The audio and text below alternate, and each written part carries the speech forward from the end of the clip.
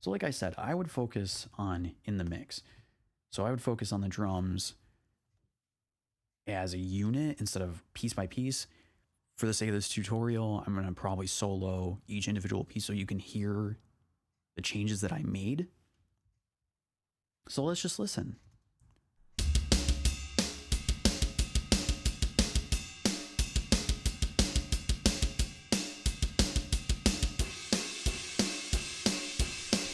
Okay, so again, to me, the kick sounds very like slappy.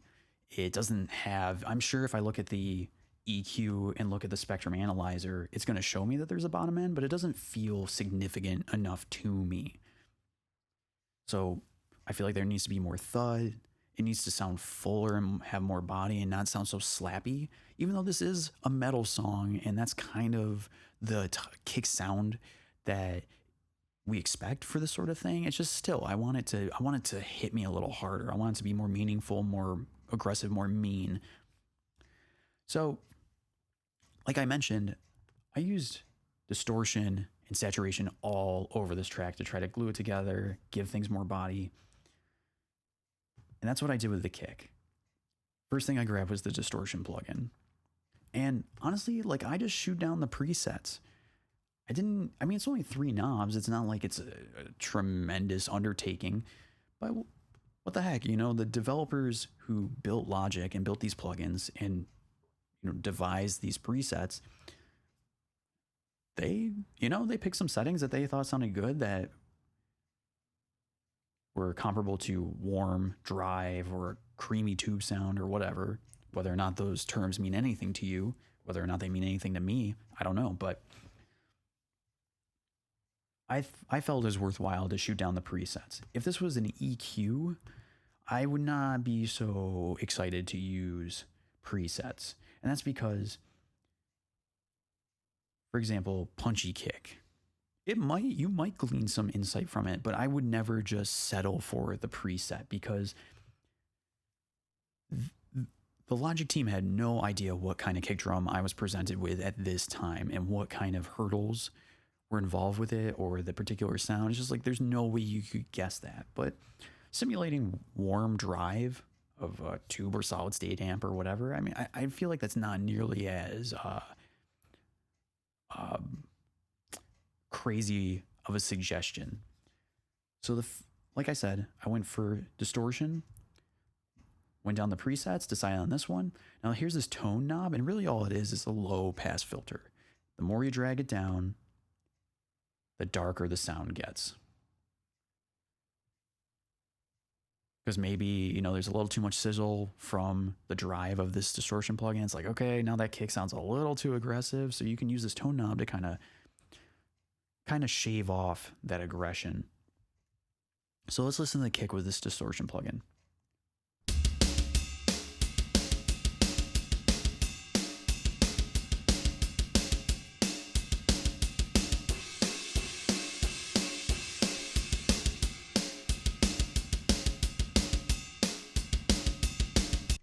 So first thing for me, and I'll also solo it in case it isn't so obvious to you.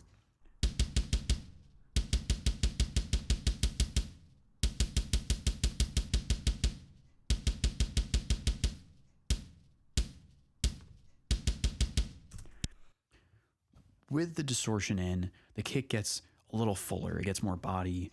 It gets a little more of a thud thing going. And it also kind of shaves off a little of that clickiness, which I don't want to eliminate. I don't want to destroy that aspect of it, but I just want this kick drum to have more body. And I felt like I executed that with this distortion plugin. So then with this EQ, what I focused on was really there's something around 350 that bothered me that I went to town on getting rid of.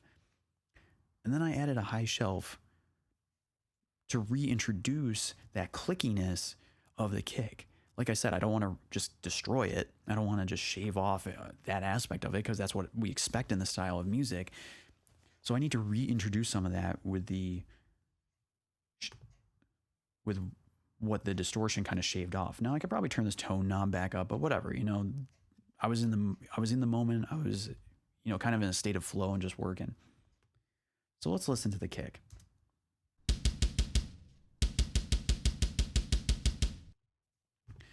So there's kind of like this flubby wobbly sound. Oh, wrong one. Around 350. If you listen to this, I'll bring this filter in and out.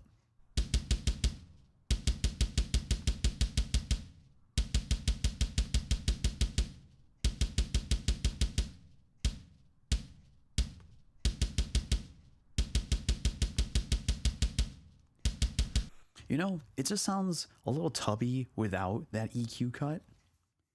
And when I introduce it, it gets tighter, it sounds more focused, and it sounds like the kick drum isn't wobbling so much on a floor.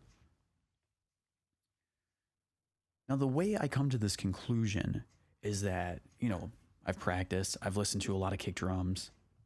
I have an idea of what I think one should sound like or what frequencies are not so pleasant. So what I'll do is I will take an EQ filter and I'll set it as tight as I can, and I'll just chop out. And then I'll just go up and down the frequency spectrum trying to find that frequency. And in this case, as you're dragging this up and down, most of the time, the places that you pick for this filter are going to sound like crap. It's going to sound bad having 2K knocked out by 24 dB. Not necessarily in all cases, just in this particular case. But at one point, I'm going to hit the area where I find that tone. And my ears I'm a little more accustomed to knowing what frequency ranges relate to what aspects of the instrument. So I knew somewhere in 2 to 500, there is a flubby activity that just doesn't sit right with me. So I went looking in that area and I found it. And the next thing I'll do is I'll usually set this back to 0, and then I'll slowly reintroduce the filter and find the point where I've cut it out enough where I don't notice that annoying frequency anymore. And then I'll play with the width of the filter and try to see how wide or tight I need to set it where it feels good. I'll maybe go back and drag this up or down to find the best spot and then finesse the frequency. But I'm not a big fan of a filter where you can just kind of drag it and go nuts with it. You can boost this like crazy. You can move it up and down the frequency spectrum really quickly. And so for a while I was using, third-party plugins such as the Plug & Mix Retro EQ that looks like an analog EQ instead of the Logic one. The Logic one is great. It's not a case of it's not good. It's great. But look at this plugin versus this. If we listen to the snare, and I'm going to bypass the Plug & Mix one.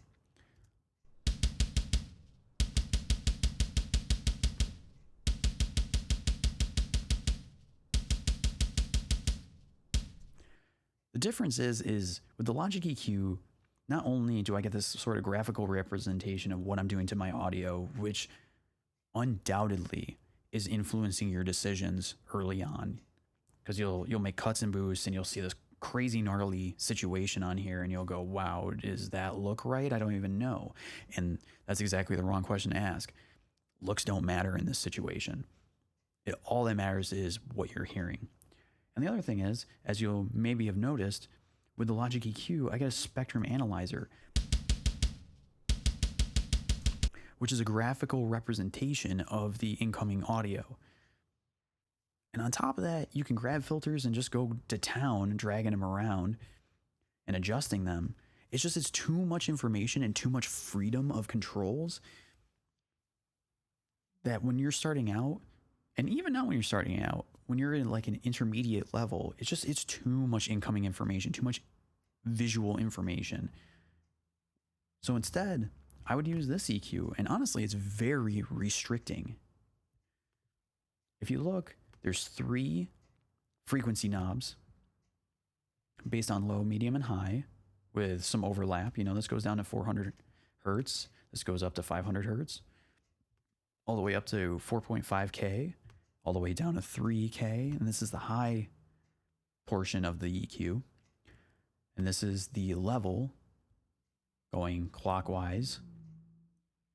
You're increasing, going counterclockwise, you're decreasing of each band. So you only get 3 bands. Logic, it's like, 3, 6, 7, 8 bands. This is only 3. And in terms of the width of the EQ filters, where this you can set it, however wide or tiny you want, you only get a low shelf and a high shelf.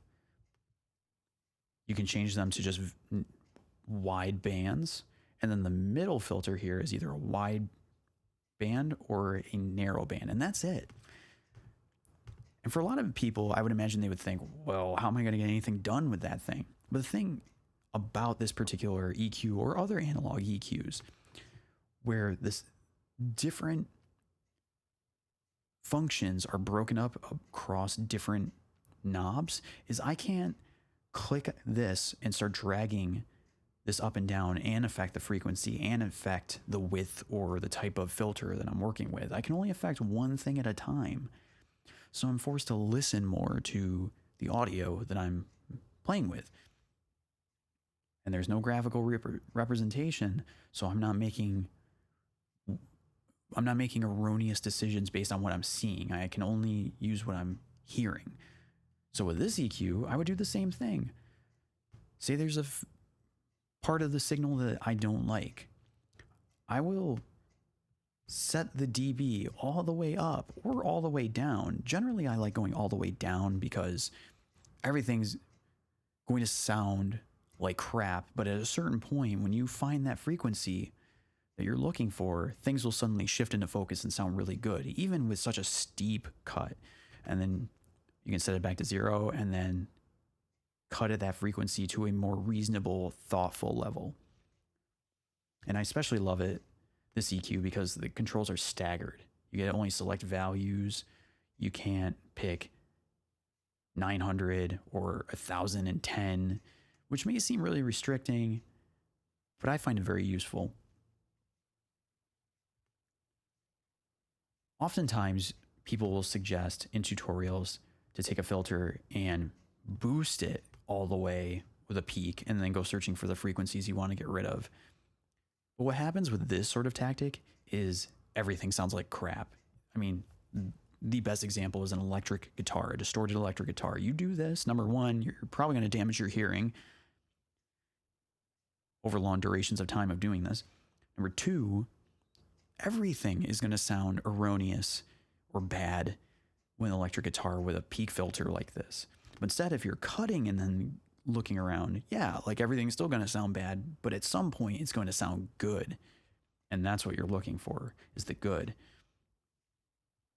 So I'm a huge fan of this plugin. Plugin Mix used to offer that if you like them on Facebook, they would give you a plugin for free. Unfortunately, they don't do that anymore. But there are definitely other free plugins to look for. So maybe your DAW doesn't offer an analog style EQ. And I'm not suggesting you shouldn't be happy with the plugins in your DAW. I love the channel EQ from Logic. It's beautiful and it works really well.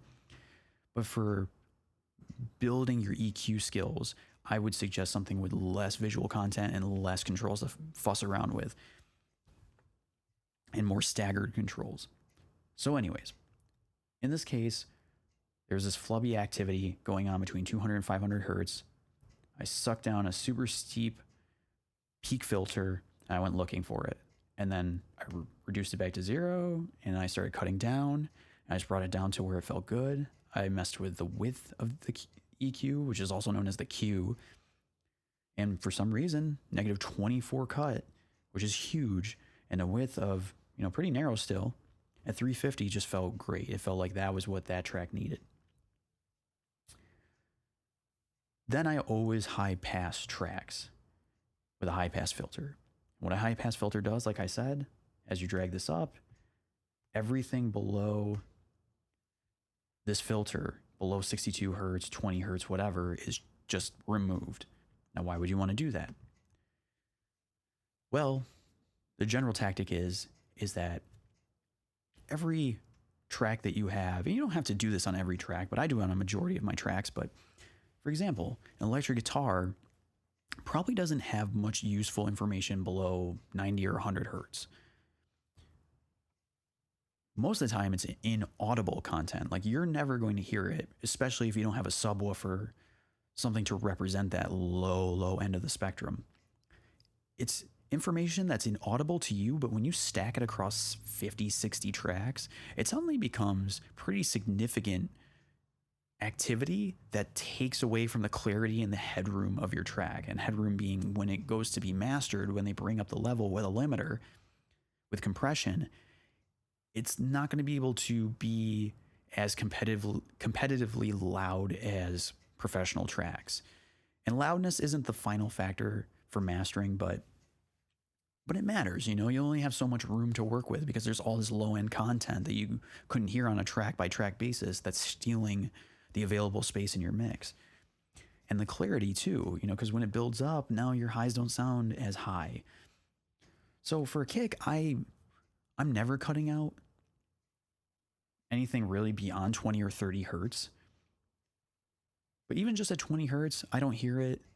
The kick's a low end instrument. I want to maintain that low end. But it's just chopping out the bottom of it. It's making it a little tiny bit tighter. And then with this high shelf, I set it at 5,000 hertz plus 2, just to give it a little more of that top end back. Just a tiny bit, A lot of EQ moves don't have to be these extravagant, huge booster cuts. Just a tiny bit, just to reintroduce that clickiness. So let's listen before and after.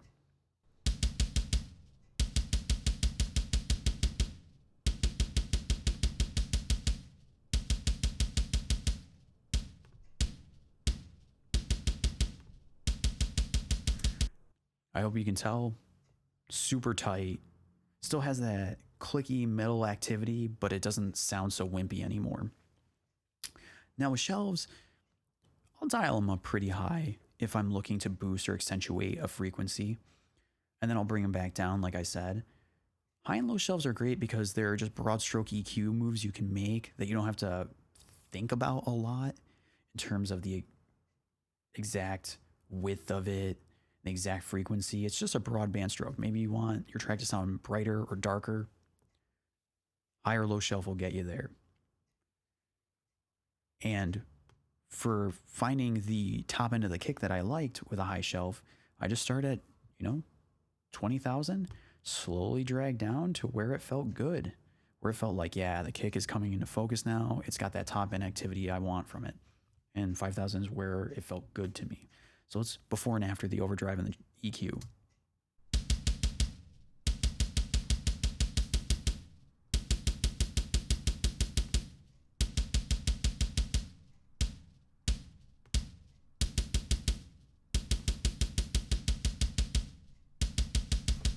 Again, it's just the kick gets more body, more weight. Let's listen in the mix because that's always the great decider.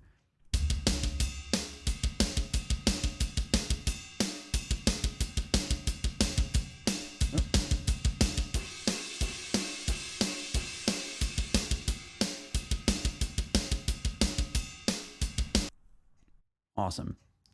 Now, the last processor I used is a reverb, and it's called a convolution reverb.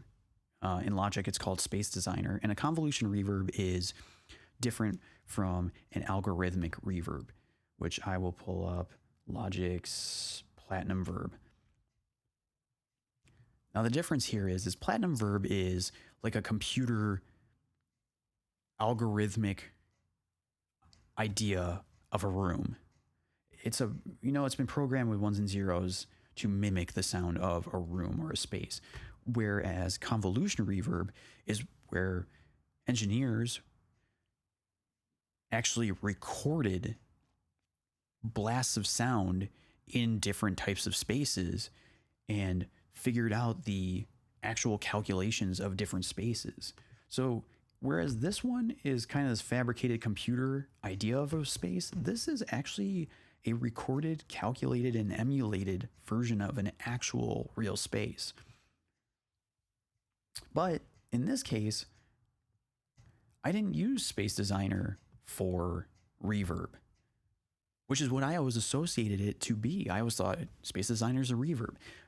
But Space Designer as a convolution reverb is so much more. And the amazing thing about it that I learned kind of from this practice is that it emulates, guitar and bass cabinets. It emulates the sound of the iPhone or iPod earbuds, radios, and it also emulates some console, like an analog mixing desk console activity. There's a lot of commotion in the audio community about analog emulations of gear, of real life gear, or that digital will never sound as good as analog gear. I don't know if I necessarily subscribe to all that, but the point of these plug-in emulations is that they emulate, reproduce the harmonic information associated with these pieces of gear, because part of the reason that they're coveted is that they have their own sound unto themselves that they impart on the signals that go through them. So in this case, I found this and I was so surprised, this clean console sound from Space Designer. And so it doesn't sound like a reverb at all. It just kind of has this EQ shape to it that it adds to the track. So let's listen to the kick with this in and out, and I'll start with solo.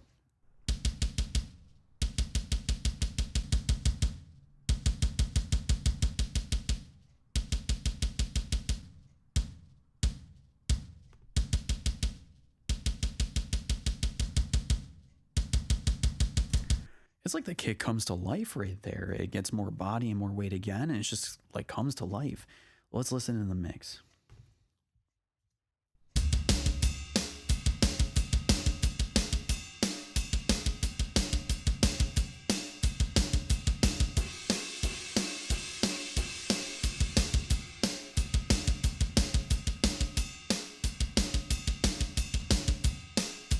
You get the idea.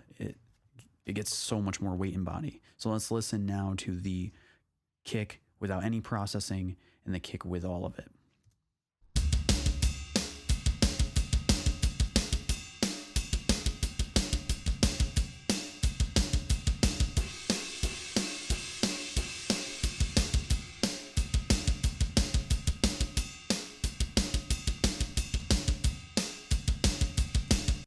To me, that sounds way more like a kick drum while still maintaining that aspect of the clicky top end that, I'm sure what my friend Corey was going for when he picked this sound.